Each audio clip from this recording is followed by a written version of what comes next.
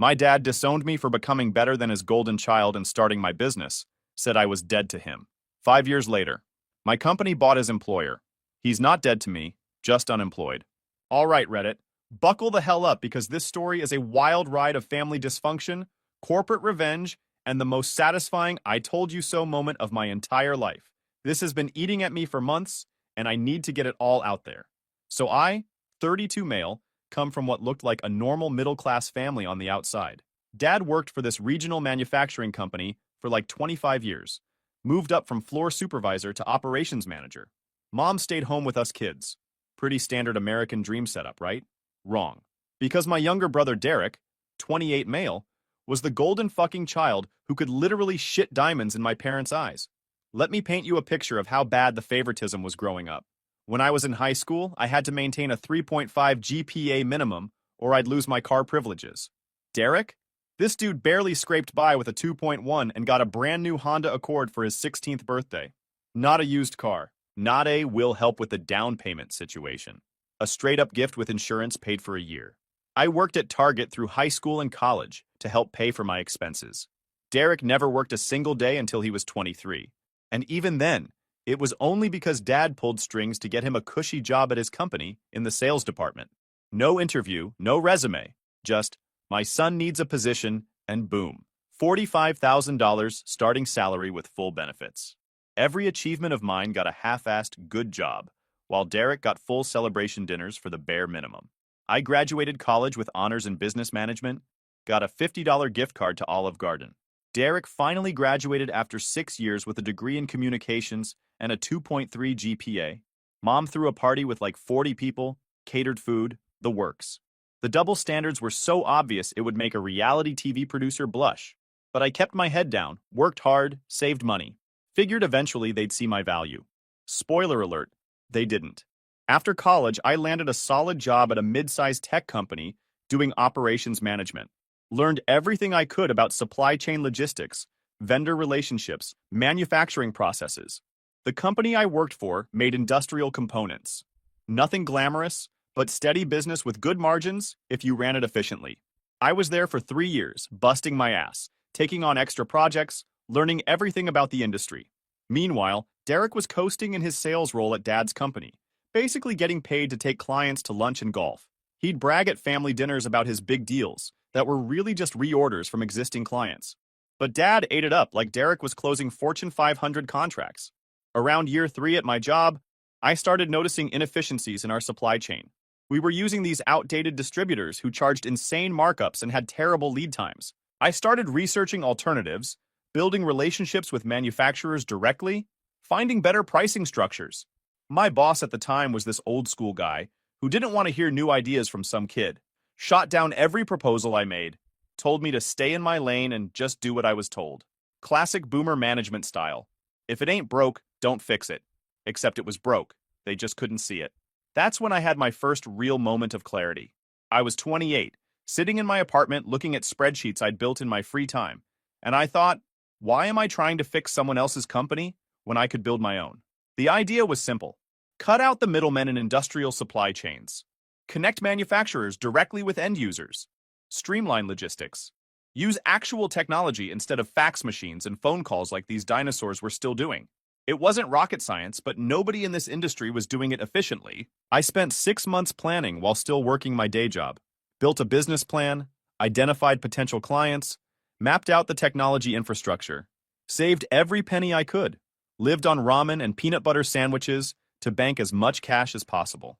When I finally had enough saved for 6 months of basic operations, I put in my 2 weeks. My boss literally laughed in my face. You're going to start your own company? In this industry? Good luck, kid. You'll be back in 6 months begging for your job back. Should have been my first sign that people underestimating me was going to be a theme. I was excited to tell my family, though. Stupid, right? But I genuinely thought they'd be proud. I'd been planning this huge thing, taking a real risk to build something of my own. Scheduled a family dinner at my parents' place on a Sunday to share the news. Big mistake. Huge. I showed up with a printed presentation. Yeah, I made a whole deck like I was pitching to investors. Had market analysis, financial projections, client pipeline, everything. Was actually nervous about presenting it, which should have told me something. Got there around 5 p.m. Derek was already there with his girlfriend. Some girl he'd been dating for like 3 months, who already had a list of wedding venue preferences. They were drinking wine my parents bought specifically for them, while I got offered a beer from the back of the fridge that was probably there since 2019. After dinner, I pulled out my laptop and said I had something important to share. Dad was already looking annoyed, like I was interrupting his quality time watching Derek breathe. Mom at least pretended to be interested. I went through the whole presentation. Market opportunity, competitive advantage, revenue model, growth projections.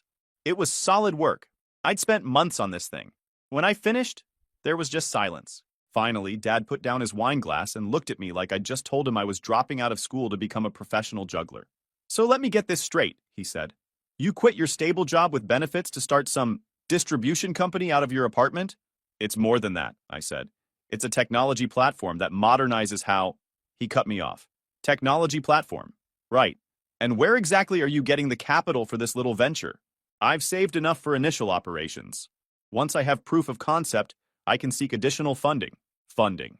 He actually laughed. You think banks are going to give you a loan? You think investors are going to throw money at some kid who quit his job to play businessman? The disappointment in his voice was so thick you could spread it on toast. Mom just looked worried, wringing her hands together. Dad, the industry is changing. The old model is inefficient. I've already identified the industry doesn't need changing by you. His voice was getting harder now. It's worked fine for decades. What it needs is people who understand it. People with experience. Not kids with PowerPoint presentations. Derek, because he's incapable of reading a room, decided this was his moment to chime in. Yeah, man, I don't know. Sounds pretty risky. Maybe you should have stuck with the steady paycheck. Not everyone's cut out for the entrepreneurial thing. This coming from the guy who'd never taken a single professional risk in his entire life. Never applied for a job without Dad's help. Never built anything. Never put himself on the line. But sure, tell me about entrepreneurship, Derek. I've done my research, I said, trying to keep my voice level. I've built real relationships with manufacturers. I have clients ready to commit once I'm operational. Clients, Dad said, like it was a dirty word. And what happens when those clients don't pay? When your suppliers demand upfront payment? When you run out of money in 3 months?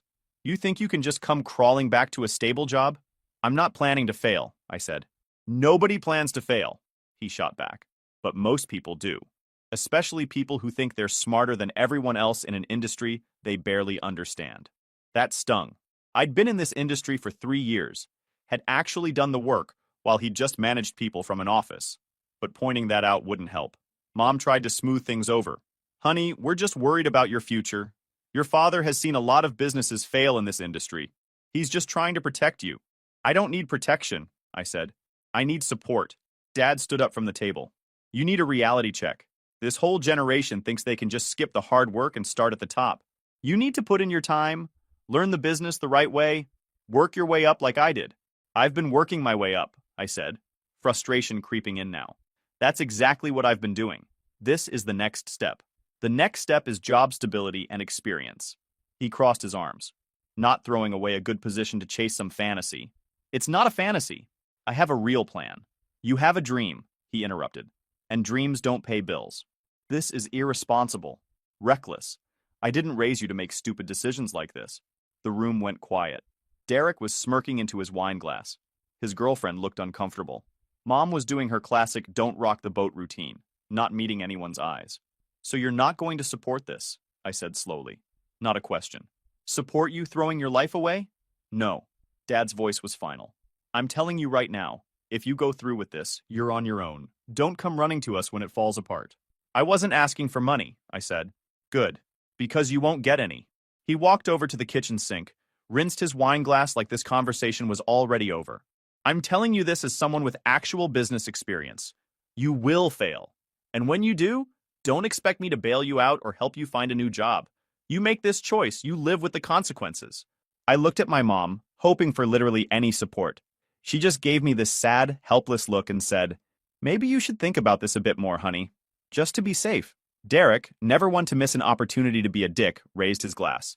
Hey, if you need a reference when you're looking for work again, let me know. I might be able to get you into our mailroom. That's when I closed my laptop, stood up, and headed for the door. Where are you going? Mom called after me. Home, I said, to keep building my business. You're making a mistake, Dad said from the kitchen. A big one. I turned around at the door. Maybe, but it's my mistake to make. Dad's face went cold. Really cold. That scary, disappointed look he used to give us as kids when we really messed up. If you walk out that door and go through with this, don't bother coming back until you're ready to admit you were wrong. I'm not going to sit here and watch you ruin your life. So that's it? I either give up on this or what? He stared at me for a long moment. As far as I'm concerned, if you're stupid enough to do this, you're dead to me. Those exact words. Dead to me. Over me starting a business. Mom gasped. Honey, that's too far? No, Dad cut her off. He wants to be treated like an adult making adult decisions? Fine. But he doesn't get to make stupid choices and still expect family support. If he's so confident in this failure waiting to happen, he can do it without us. The thing is, I didn't beg, didn't break down, didn't try to change his mind, just looked him right in the eye and said, okay. That seemed to surprise him, like he expected me to fold immediately. You don't mean that, Mom said weakly. I do, I said. I guess I'll see you around. Or not. And I left. Got in my car, drove back to my apartment, and didn't cry until I was safely inside with the door locked. Not because I was sad, though I was, but because I was so pissed off. At him, at Derek, at the whole situation. You know what I did that night? Worked on my business. Sent emails to potential clients. Refined my supplier list. Built my website? Because fuck them. If they wanted me to fail, I'd prove them all wrong. The first 6 months were brutal. I'm not going to lie and say it was easy. I was working 80-hour weeks out of my apartment, living on a bare minimum budget. Most days I ate the same meal twice, usually rice with whatever protein was on sale. My apartment was basically a bedroom and an office. Had an air mattress on the floor and a used desk I got from Craigslist. Those early months tested everything I thought I knew about myself. There were nights I'd lie on that air mattress at 2 a.m., staring at my phone, debating whether to text my dad and admit defeat. The rational part of my brain would run through all the reasons to quit. I was burning through savings, had no safety net, was one medical emergency away from bankruptcy. The stubborn part, the part that remembered his face when he said I was dead to him, kept me going. I kept a spreadsheet of every family gathering I wasn't invited to during those first months. Thanksgiving, Christmas, Mom's birthday, Derek's promotion celebration. Each one was a reminder of what I was supposedly missing. Except I wasn't missing anything. I was building something. And every family event they posted on social media, without me, just added fuel to the fire. My apartment building neighbors probably thought I was losing it. I'd be on conference calls at midnight with potential suppliers in different time zones, pacing my living room while trying to negotiate terms in broken Mandarin I'd learned from YouTube. The walls were thin enough that I'm sure they heard everything. The successes, the rejections, the times I'd hang up and want to punch something. But I landed my first client within 3 weeks. Small manufacturing company that needed consistent supply of industrial fasteners. Nothing glamorous, but it was real revenue. The owner's name was Tom, this gruff 60-year-old who'd been in business for 30 years and had seen every distributor scam in the book. He gave me a shot because I was the only supplier who actually showed up on time for our meeting and came prepared with market analysis on fastener pricing trends. Kid, he said after my pitch, I don't know if you're going to make it in this business, but you're the first person in 10 years who actually did their homework. I'll give you a trial order. That trial order was $3,200. Felt like $1 million. Then another client. Then another. I reinvested every single penny back into the business. Upgraded my tech infrastructure. Hired my first employee, guy named Joel, who was working a dead-end job at a logistics company and had real vision for where the industry could go. We worked out of my apartment for the first year, taking calls on our personal phones, using my living room as a warehouse for sample products. My parents didn't call. Not once. Mom texted a few times, brief messages like, hope you're okay and thinking of you, but nothing substantial. I'd hear through extended family that Derek was doing great at Dad's company, getting promoted to senior sales associate or some made-up title. Didn't matter. I was too busy actually building something. By month 8, we'd outgrown my apartment, signed a lease on a small commercial space, 1,200 square feet, mostly warehouse with a tiny office area. It wasn't much, but it was ours. Real business space. I hired 2 more people. Revenue was growing month over month. Year 1, we did $380,000 in revenue. Barely profitable after expenses, but we were in the black. More importantly, we had momentum. Our client retention rate was 94%. Word was spreading in the industry about this new supply company that actually gave a shit about customer service and modern logistics.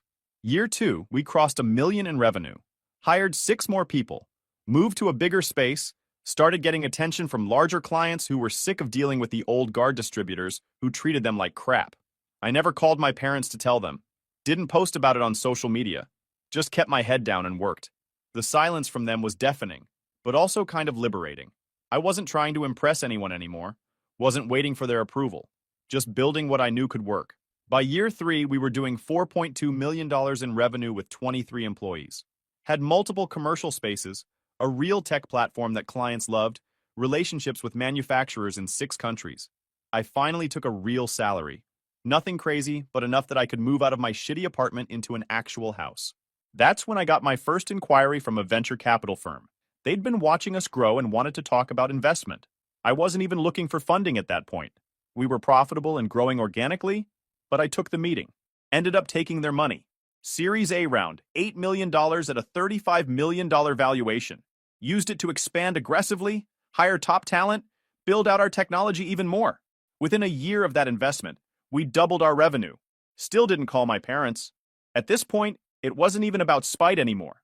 They'd made their choice. I'd made mine. We were just living in different worlds now. Year 5. This is where it gets good. We were doing $32 million in annual revenue with 140 employees across 4 locations. Our client list included some seriously big names.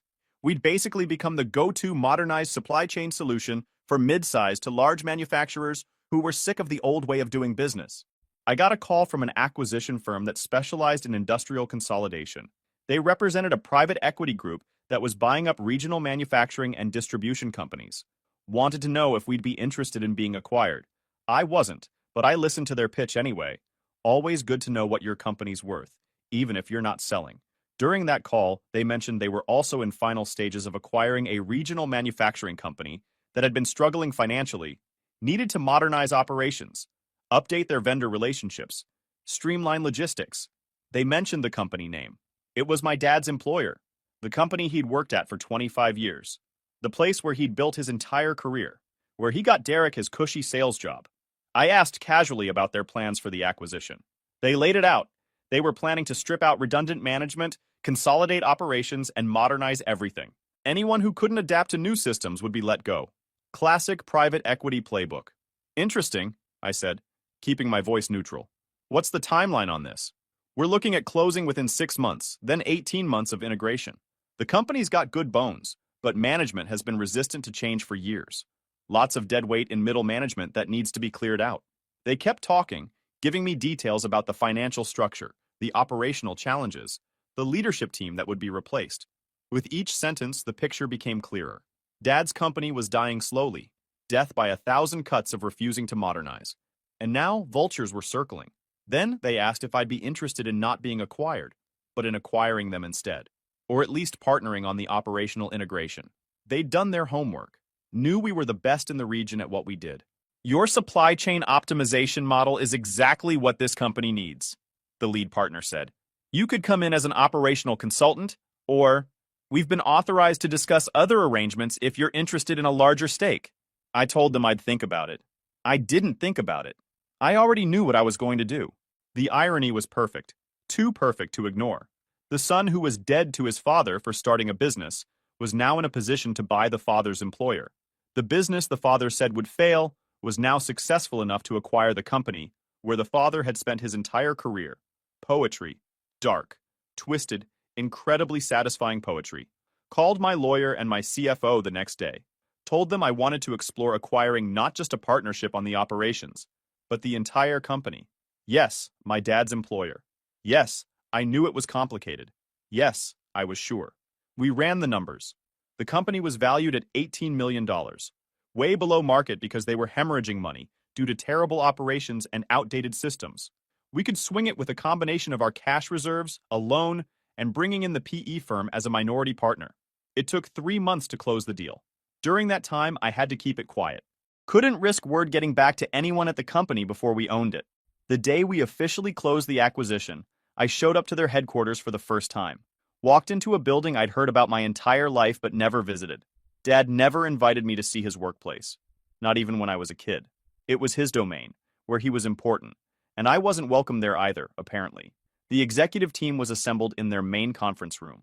About 20 people, senior management, department heads, some key personnel. They were expecting to meet the new owners.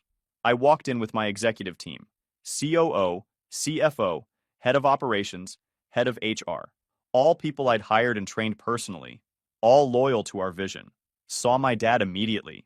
He was sitting near the middle of the table, next to Derek, who was scrolling through his phone looking bored. Dad looked tired, older than I remembered. 5 years without speaking will do that. Your mental image doesn't update. He didn't recognize me at first. I'd changed too. Filled out, better haircut, wearing a suit that actually fit instead of the cheap department store stuff I used to wear. Plus, he wasn't expecting to see me. Why would he? Our CEO, we'd hired one about a year earlier when we started scaling, did the introductions.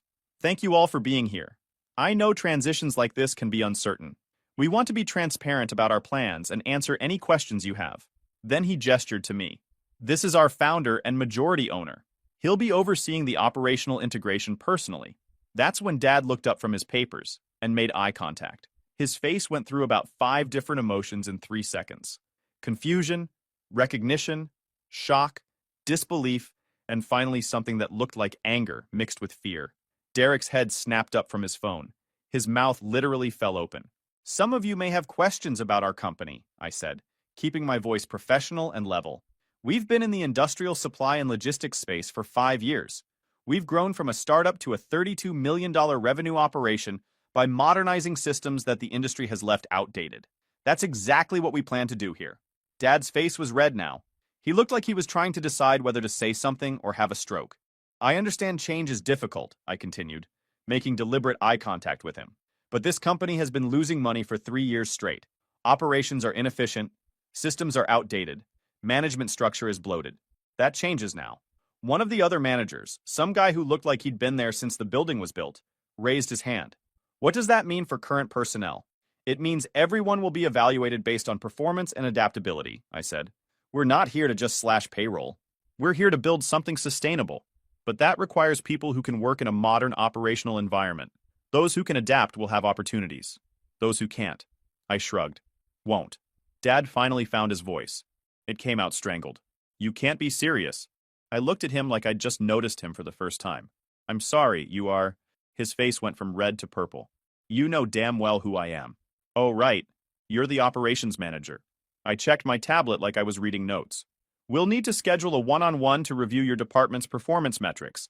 I'm seeing some concerning trends in efficiency ratios and overhead costs. This is a joke, Derek blurted out. You can't just... I can, actually, I said calmly. We own the company now. The question is whether you're an asset or a liability moving forward. The room was dead silent. Everyone could feel the tension, but didn't understand why. Dad stood up, his chair scraping loud against the floor. I need to speak with you, privately. That's not how this works, I said. Any concerns can be addressed through the proper channels. HR will be reaching out to everyone individually over the next week. I'm your father. You're an employee of a company I own, I interrupted. And right now, you're being insubordinate in a professional meeting. I suggest you sit down. Mom taught me to respect my elders. Dad taught me that family comes with conditions. Business school taught me how to keep a poker face during hostile negotiations. Thanks for the lessons. He sat. Didn't have a choice with everyone watching. We finished the meeting.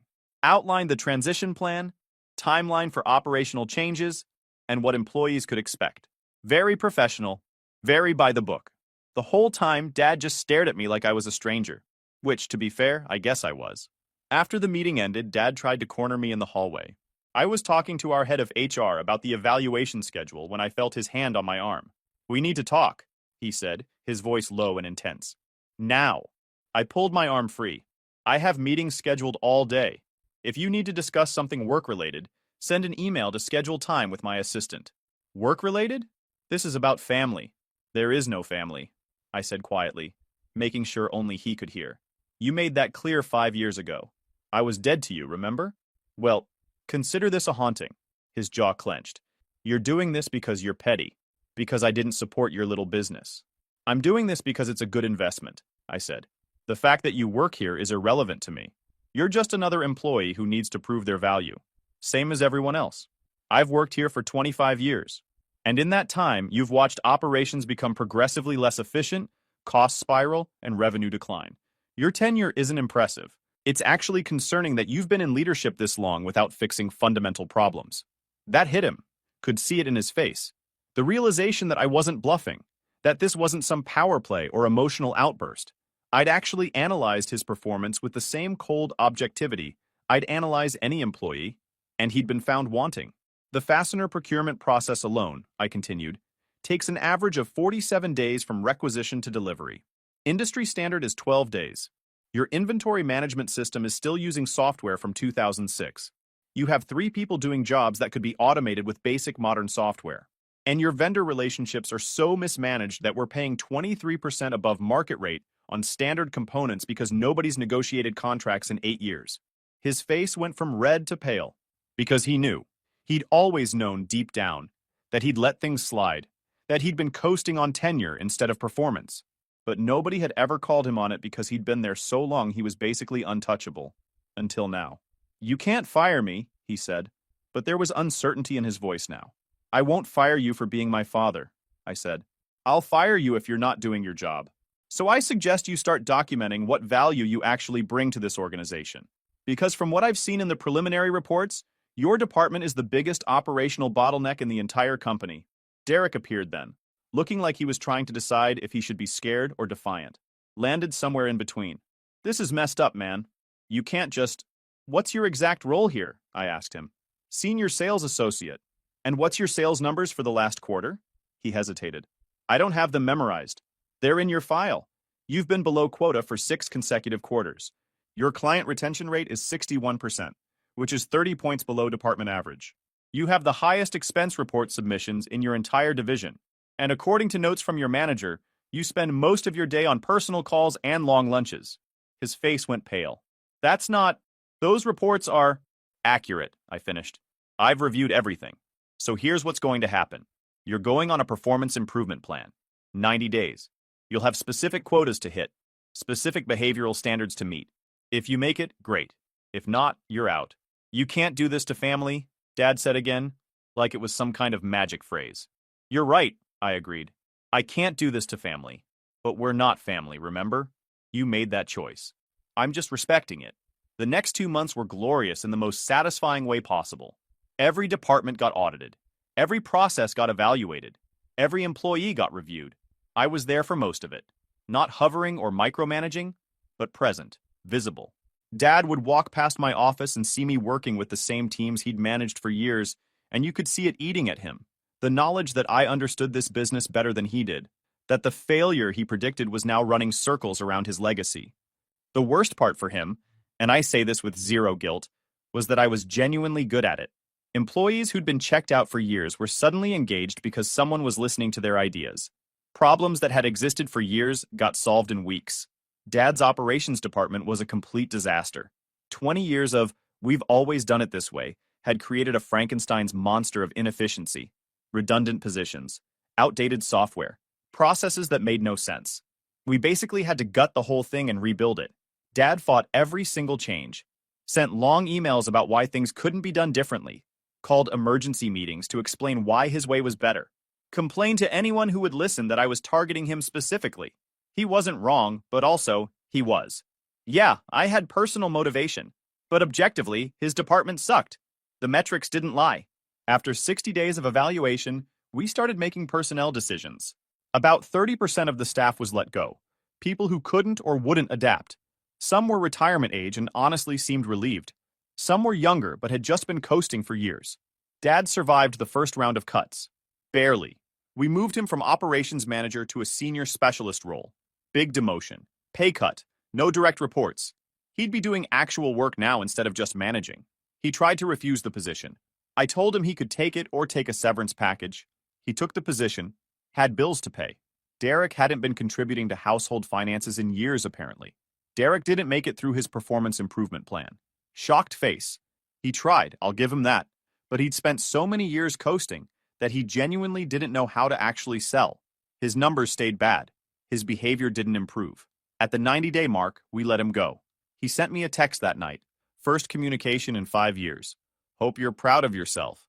You destroyed your family over a grudge. I didn't respond. Just blocked the number. 3 months into the acquisition, we'd stabilized operations. Revenue was trending up for the first time in years. Client satisfaction scores were improving. The people who'd stayed were actually engaged and working efficiently. I was in the office one evening, late, reviewing some reports. Most people had gone home. Heard a knock on my door. It was Dad. He looked rough, lost weight, bags under his eyes. The past few months had aged him. "Can I come in?" he asked. No demand this time. Actual question. "It's late," I said. "I know, we need to talk, really talk." I gestured to the chair across from my desk. He sat down like it hurt. "I made a mistake," he said finally. 5 years ago, I made a mistake." "Okay," I said. "That's it? Okay. What do you want me to say?" I asked. "You want forgiveness? Absolution? Want me to tell you it's all fine now?" He struggled with it. "I want to understand why you did this. Buying this company. Was it just to punish me?" "No," I said honestly. "It was a good business decision. The company was undervalued. We had the capital and expertise to turn it around. The fact that you worked here was just a bonus." "A bonus," he repeated flatly.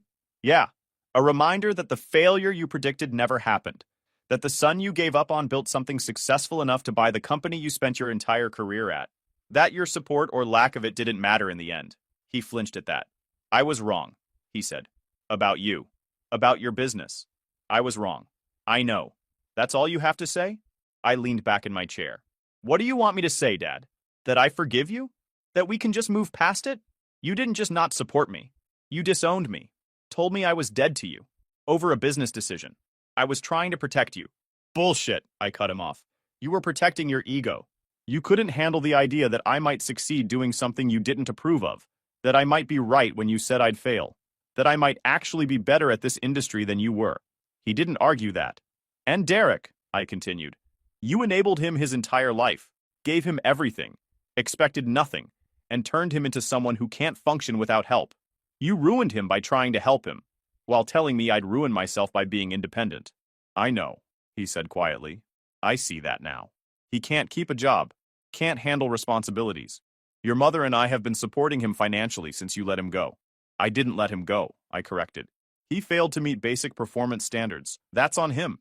And you, for never teaching him that actions have consequences." We sat in silence for a minute. "I'm sorry," he said, "for all of it. For not believing in you. For choosing sides. For what I said that night. You deserved better." "Yeah," I agreed. "I did. Is there any way to fix this? To fix us?" I looked at him. Really looked at him. Saw the regret there. The genuine remorse. Part of me wanted to forgive him. To rebuild something. But another part, the part that remembered every dismissive comment, every time he chose Derek over me, every family event I wasn't invited to over the past 5 years, that part wasn't ready. "I don't know," I said honestly. "Maybe someday, but not today. Today, you're just an employee who needs to prove he can adapt to new systems. Same as everyone else." "That's it?" "That's it." He stood up slowly. "For what it's worth, you built something impressive. I should have said that 5 years ago." "Yeah," I said. "You should have." He left without another word. Over the next year, we fully integrated the acquisition, turned the company around completely, increased revenue by 45%, cut operational costs by 30%, improved every major metric. The employees who stayed were making more money and dealing with less chaos. Even Dad had to admit the new systems worked better. He stayed in his specialist role, did the work, didn't complain. We had a few brief professional interactions, but nothing personal. He'd show up, do his job, go home. Like any other employee. Derek moved back in with our parents. Last I heard through the grapevine, he was working at a gym, trying to sell personal training packages. Apparently not going well. Mom sent me an email a few months after the dust settled. Long message about family, forgiveness, moving forward. I read it. Didn't respond. Wasn't ready for that conversation. The company I founded is worth over $120 million now. We're expanding into new markets, building out technology that's changing how the industry operates. I bought a house, nice one, paid cash, got a dog, started dating someone who actually respects what I've built. Life's really pretty good. Do I regret buying my dad's company? Not for a second. Was it partially motivated by proving him wrong? Absolutely. But it was also a smart business move that's made me and my investors a lot of money. Sometimes the best revenge is just living well and succeeding in exactly the way people said you couldn't. Dad's not dead to me. He never was. But he's not my father anymore either. He's just a guy who used to be important in my life and made choices that changed our relationship forever. He works at a company I own, collects a paycheck, and goes home. Same as 140 other people. The difference is those other 140 people didn't tell their son he was dead to them for chasing a dream. So yeah, he's not dead to me. But he is unemployed from the position he thought made him untouchable. And Derek's unemployed from the nepotism ride that was never going to last forever. Meanwhile, I'm thriving, building, growing, succeeding. Turns out I didn't need their support after all. Who would have thought? Okay, fine, I definitely thought. But it's still satisfying as hell to prove it. YouTube just dropped this new hype feature. If you're hooked on this story, smash that hype button. It tells YouTube this video deserves to blow up, and it keeps even crazier stories coming your way.